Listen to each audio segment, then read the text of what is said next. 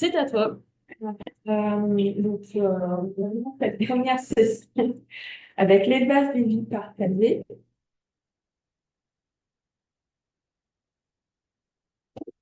Ça, mais voilà, c'est rigide. Donc on commence avec Camille Willem, qui est doctorant en histoire et qui fait sa thèse sous la direction d'Antoine Follin à l'Université de Strasbourg.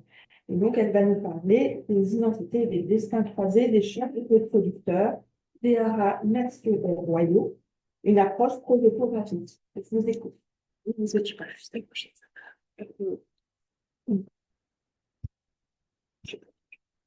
Super, merci. Alors, bonjour à tous. Déjà, merci aux organisateurs pour cette belle occasion de pouvoir parler de sujets qui nous tiennent à cœur.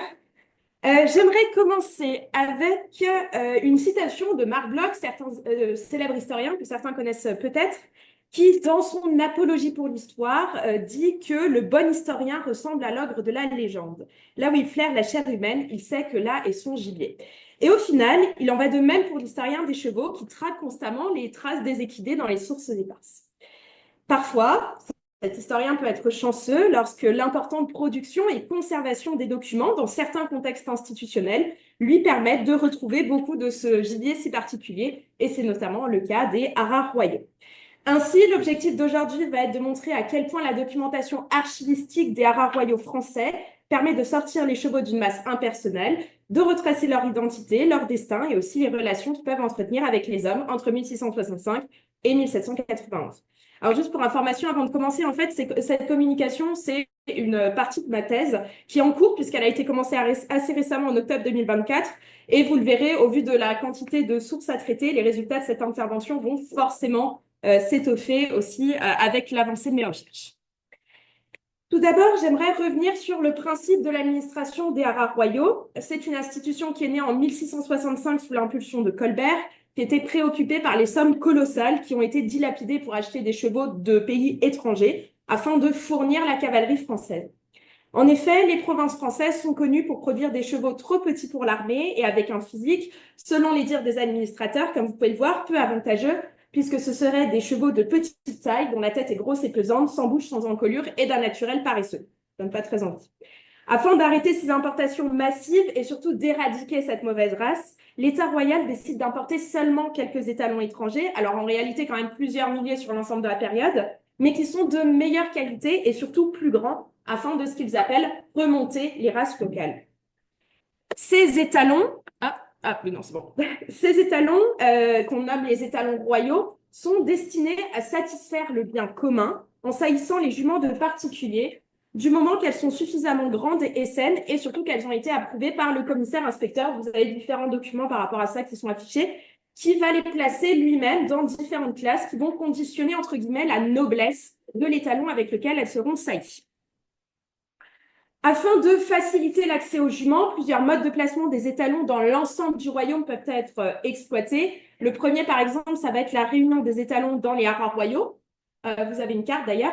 Le second, ça va être la réunion des étalons dans les entrepôts secondaires, mais cette fois-ci uniquement pour le temps de la monte. Et enfin, nous avons aussi le placement d'étalons chez des gardes étalons, souvent un petit peu les coqs du village, qui, moyennant avantage, vont s'occuper soit d'un étalon royal qui va leur être confié, soit de leur propre étalon qui va être approuvé. L'administration des haras, elle est quand même finalement abolie en 1791 puisqu'elle est prise dans les tourments révolutionnaires et elle laisse un goût d'inachèvement pour ceux qui l'ont dirigée et surtout un profond sentiment d'insatisfaction pour la majorité des populations qui en réalité n'ont jamais pu vraiment tirer profit de l'administration. Et ensuite, les haras reviendront sous leur forme impériale puis nationale que vous connaissez très certainement.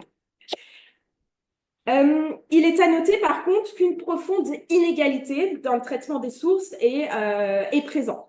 En fait, la qualité des documents va vraiment dépendre de la province, a fortiori de l'intérêt de l'intendant et de ses subordonnés qui vont être en charge de l'administration, et aussi de leurs erreurs potentielles, vous en avez un exemple, mais aussi de la période, puisque la seconde moitié du XVIIIe siècle est la plus systématisée et la mieux conservée, mais aussi du statut des chevaux. En effet, pour les chevaux de particuliers, comme ce soit les étalons ou les juments, les états restent assez vagues et ne leur attribuent presque jamais de nom. Par contre, vous avez quand même des états de chevaux royaux, donc les chevaux qui ont été choisis directement par le pouvoir royal, qui vont être mieux renseignés, avec des noms qui vont être donnés dans la majorité des cas, et ce sont donc des chevaux qui vont plus facilement échapper à cette espèce de confusion dans un ensemble assez flou. Ces documents sont condensés dans les archives nationales et dans les archives départementales, ce qui impose donc un véritable tour de France. Ah, bon, ça sort en gris, mais enfin, en rouge, c'est ce que j'ai pas encore traité et le reste, c'est tout ce que j'ai pu traiter en quelques mois. Donc, vous voyez, ça représente quand même une vraie masse, pardon, d'archives. Ces archives sont donc exceptionnellement riches, de nature extrêmement diverse. On va du simple document comptable jusqu'à l'autopsie des talons royales et elles prennent donc énormément de temps pour être rassemblées et pour être ensuite traitées. Grâce aux sources que je viens de mentionner, il est donc possible de cerner les identités de ces chevaux reproducteurs des haras. L'utilisation de la méthode prosopographique semble donc être la plus indiquée. Alors en fait, la méthode prosopographique, c'est une méthode qui est avant tout utilisée en histoire sociale, puisqu'elle permet d'étudier un ensemble de biographies dans un groupe bien distinct, afin de voir non seulement l'individualité des personnes sur lesquelles on va travailler, mais aussi d'étudier et de voir à quel point les trajectoires personnelles permettent de refléter les évolutions du groupe. On pourrait donc, quand on l'applique aux chevaux, parler presque d'une méthode hypographique pour rejoindre les prérogatives des biographies d'histoire animale, comme par exemple le formule Éric Baratet, avec des biographies qui sont dans l'objectif d'atteindre l'histoire incarnée en chair et en os de ces chevaux. À noter aussi que si j'emploie le terme assez générique tout au long de cette communication de reproducteurs ou de reproducteurs royaux, j'en suis pas forcément convaincue parce que factuellement, il est juste. Ce sont des chevaux qui se reproduisent, donc ce sont des reproducteurs. Mais je le trouve quand même assez réducteur car il ne sous-entend en réalité qu'une étude portée sur l'activité des chevaux sous les haras. Or, en réalité, ben, j'ai pas eu trop le choix puisque, à part pour de rares cas, les sources, de manière générale, ont quand même tendance à passer sous silence toute la partie toute la vie des chevaux avant leur admission dans les haras et leur vie après leur réforme des haras. L'utilisation quand même de cette méthode permet donc de dresser le portrait de ces chevaux, qu'on arrive d'ailleurs assez difficilement quand même à se représenter pour la période, puisque leur iconographie est quand même relativement inexistante, ce qui est assez surprenant. De plus, cette catégorie de chevaux n'est que rarement représentée dans les travaux d'historiens et si les haras intéressent, avec les quelques travaux, alors je ne les ai vraiment pas tous mis, hein, j'en ai que quelques-uns, avec quelques très bons travaux, même malgré tout, ce sont des travaux qui ont tendance plutôt à s'intéresser aux versants administratifs, économiques, etc., mais qui vont laisser aussi de côté les animaux en tant que tels. La création d'une base de données consacrée à ces identités est donc un bon moyen de synthétiser toutes les informations issues des différentes sources qu'il faut constamment croiser puisque aucune source ne donne toutes les informations sur un cheval. Donc moi, ça me permet ensuite de créer des fiches d'identité interactives qui vont permettre de condenser toutes les informations sur un même cheval. Cette base de données peut aussi servir de support pour une étude statistique, mais aussi en allant plus loin avec un regard croisé d'éthologues et d'historiens, réaliser une étude des sensibilités des chevaux sous cette administration-là. Pour l'instant, dans mon cas, j'ai saisi seulement à peu près 400 reproducteurs royaux dans ma base de données, donc c'est peu par rapport à ce qu'il me reste encore à faire, tout simplement parce que je privilégie d'abord en fait la transcription de mes documents, parce que c'est plus simple après pour pouvoir croiser les sources entre elles, d'avoir déjà tout de transcrit. Mais ça m'a quand même déjà permis d'avoir quelques réponses à mes très nombreuses questions. Notamment, j'ai pu avoir quelques informations sur les caractéristiques principales de ces chevaux. Alors, déjà, la question du nom. Patrick Vadel indique dans sa thèse que les noms des chevaux sont la caractéristique d'animaux ayant subi les premiers rudiments d'une éducation au service de l'homme. Et il a raison, puisque les noms sont généralement donnés en rapport avec la perception des chevaux par ceux qui les côtoient. Donc, la plupart du temps, ce sont des noms, vous allez le voir, qui sont basés sur un schéma type déterminant défini là, le, plus derrière un nom propre ou un nom commun. Certains étalons, toutefois, semblent assez mal porter leur nom, comme par exemple le gentil que vous avez ici, réformé du haras royal de Rosières, parce que trop dangereux des pieds, des dents et du pied. Donc bon, il portait mal son nom. Dans le même haras, on va avoir la cohabitation, par exemple, de l'effronté et de turbulent avec l'agréable et le docile, tandis que le choc des régions va aussi être présent avec, par exemple, l'alsacien et l'andalou, qui sont aussi évidemment issus de ces régions-là. Donc, on a quand même toute une diversité de noms. De manière générale, concernant l'aspect physique, l'apparence physique de tous ces chevaux, elle est plutôt commune. On a des robes qui sont unies, parfois avec quelques nuances, des petites taches blanches, une taille plutôt grande pour l'époque, qui va de 4 pieds 8 pouces à 5 pieds 2 pouces, et un physique qui est vraiment assez relié au lieu d'origine, au lieu de naissance du cheval. Concernant les filiations, il faut savoir que les liens entre les chevaux, par contre, sont assez difficiles à établir, puisque les noms des géniteurs et de leur progéniture est quand même assez rarement indiqué. Donc, c'est quasiment impossible de retrouver toutes les liaisons qu'il y a pu avoir entre eux, sauf dans de rares cas où on a quelques indications. Mais c'est encore plus difficile puisque la majorité quand même de ces chevaux-là sont issus de deux anonymes, entre guillemets, donc d'un étalon approuvé, d'une jument de particulier. Sans les noms, c'est vraiment trop compliqué à relier. Concernant les déplacements que ces chevaux peuvent subir, leurs pérégrinations sont quand même assez visibles dans les procès-verbaux de visite, mais les traces restent assez brouillées. Un même étalon peut bouger énormément pendant tout son service. Il peut avoir été importé de l'étranger, servir dans plusieurs provinces, connaître une période de mise au vert dans une autre province où il ne va pas saillir, servir dans le dépôt général d'Asnières, ensuite être redispatché dans une autre province, être placé alternativement chez un garde d'étalon ou dans un rat royal avant d'être réformé, et donc de changer encore de localité après sa réforme pour aller travailler jusqu'à la fin de sa vie dans les champs. Donc les déplacements sont particulièrement fréquents et ils sont aussi particulièrement pénibles. Vous avez beaucoup de critiques par rapport à ça. De rares documents permettent parfois quand même de voir les dangers et l'anxiété qui sont générés par ces nombreux déplacements et une période où évidemment le camion VL n'existe pas, même si de manière générale, les pertes et dommages semblent être considérablement amoindris dans les sources. Ainsi, j'ai retrouvé plusieurs cas, comme par exemple, bon, c'est un peu coupé, mais le cas de la mort du capitaine, qui est tapé par un autre étalon, l'effronté, qui portait lui bien son nom, alors qu'ils sont sur leur chemin pour être déplacés dans une autre écurie. Il se fait fracturer le membre, il doit donc être euthanasié, tué, et le membre est fracturé et scié pour être ramené comme preuve au haras de Rosières. Ou alors, un autre exemple encore, celui que vous avez à gauche, l'étalon sans nom qui s'est noyé l'an passé en débarquant à Calais, donc en débarquant du bateau. L'intensité du service des haras et les conditions de vie peu adaptées, puisque les chevaux sont attachés au box, nourris avec généralement de la paille et des céréales en abondance, n'ont pas d'exercice particulier ni de contact réel avec leurs congénères, expliquent l'absence de mention de vieux chevaux et les nombreux soucis de santé auxquels ils peuvent être confrontés, problèmes de santé qui vont provoquer leur réforme dans la majorité des cas. Les coliques, tiques, blessures et maladies diverses, faiblesses et vieillesse précoce sont légion. Le bureau intermédiaire de Champagne déplore d'ailleurs que c'est parce que l'on a fait beaucoup trop en donnant à saillir à chacun d'eux 30 juments qu'on leur présente, pour ainsi dire, à la même époque et dans la même saison. Et donc, forcément, au vu de la cadence imposée, c'est plutôt clair que les étalons sont épuisés par la monte. Amandine Gélène souligne aussi l'importance des problèmes de vision, avec une partie des étalons qui va devenir aveugle, de respiration, de locomotion et de fourbure, avec même un étalon lillois qui est à jeter au chien tant il est en piteux état.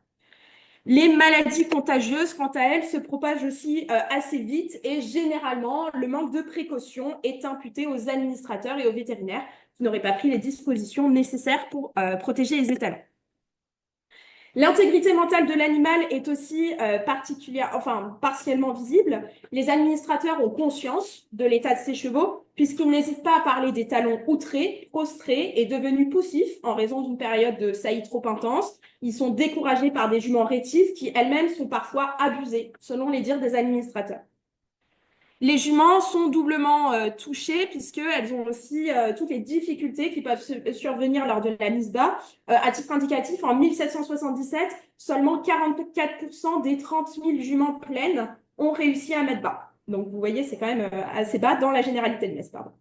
Les juments sont également très sensibles au climat, comme en témoigne une baisse d'état et de fertilité immense, par exemple dans la province de Berry en 1715. Et on a aussi parfois, comme vous pouvez le voir à gauche, des avortements massifs qui sont documentés. Mais de manière générale, il faut quand même indiquer que les sources restent relativement silencieuses sur les déroulements de la mise bas dans le cadre vraiment de la documentation individuelle.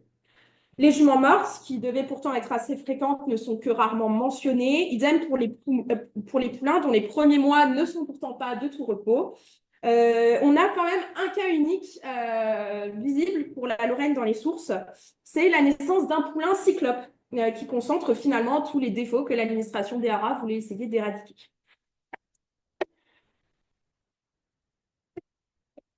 Obligatoire, dès qu'un reproducteur meurt, permettent de voir le bouleversement des chevaux au plus profond de leur être.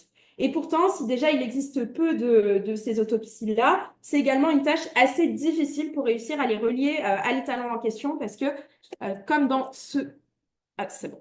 Comme dans le cas présent, en fait, on n'a pas forcément le nom de l'étalon qui est indiqué sur le procès-verbal d'autopsie. Là, c'est pour la province du Dauphiné, c'est le cas. Donc, ça veut dire que je vais devoir déjà traiter toutes les sources du Dauphiné pour voir si j'arrive à récupérer un état de répartition des étalons royaux chez les palefreniers, chez les gardes étalons, pardon, puisque j'ai le nom du garde étalon pour voir si j'arrive ensuite à faire les liens. Donc, c'est quand même un travail qui nécessite de mobiliser toutes nos sources qui peuvent être parfois les unes, enfin, dans les quatre coins de la France.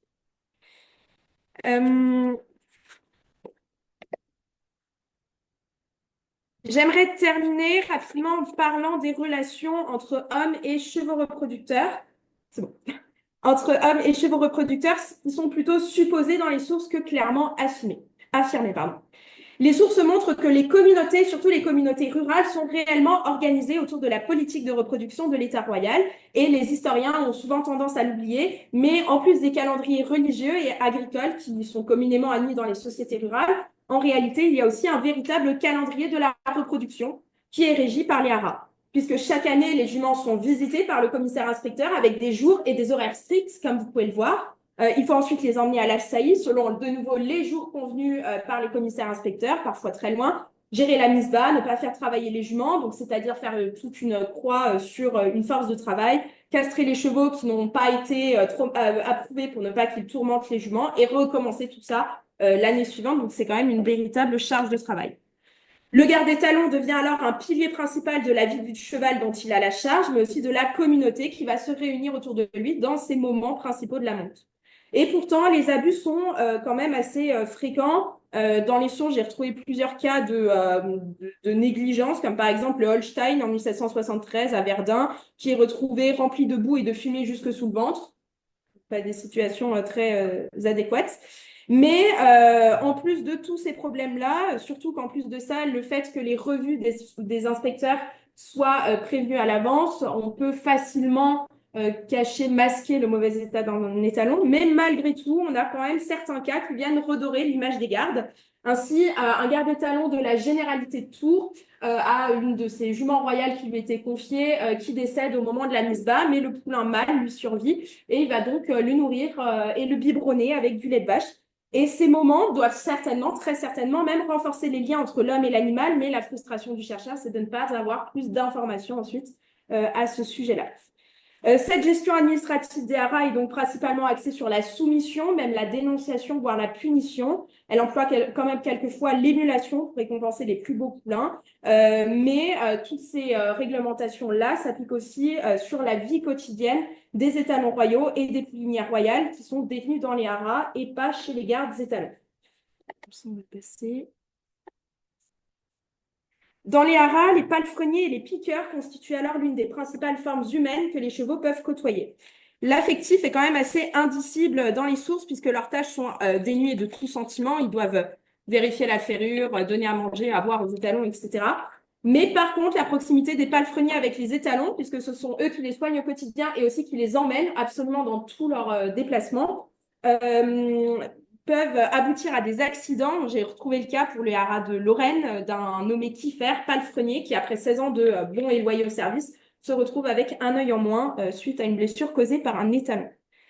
Concernant les vétérinaires, bon, j'ai encore repris le cas de la Lorraine, mais concernant les vétérinaires, on a aussi toute la question du rapport qu'ils peuvent entretenir avec les étalons et les poulinières qu'ils peuvent soigner. On a des vétérinaires qui vont même avoir une véritable conscience professionnelle, comme par exemple Tribou, vétérinaire dans les Trois-Évêchés, qui n'hésite pas à déménager de Metz à Anoncelle sur demande de l'inspecteur pour se rapprocher des étalons pour pouvoir les soigner plus vite.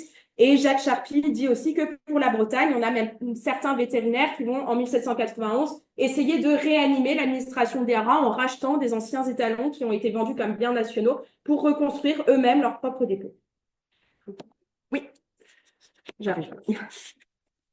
Donc, on a aussi quelques cas de violence physique explicites, des abus d'administrateurs. Donc, c'est une administration qui a quand même parfois du mal à se gérer.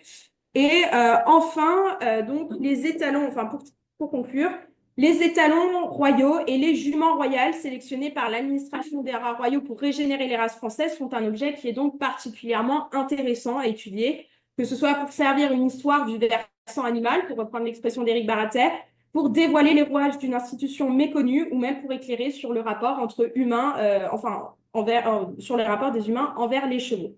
Bien que leur traitement dans les sources soit inégal et parfois lacunaire, comme vous avez pu le voir, l'application de la méthode hippographique permet tout de même de faire une histoire incarnée de ces chevaux, de dévoiler leur identité, leur destin, qui est mêlé à celui des hommes. Donc, c'est un travail qui, dans mon cas, est encore largement en cours, tout simplement parce qu'il est extrêmement minutieux à faire et très chronophage. Et à mon sens, il reste quand même indispensable pour tout chercheur qui veut essayer de rendre justice à ces chevaux en les sortant de la fosse commune de l'histoire des races. Merci.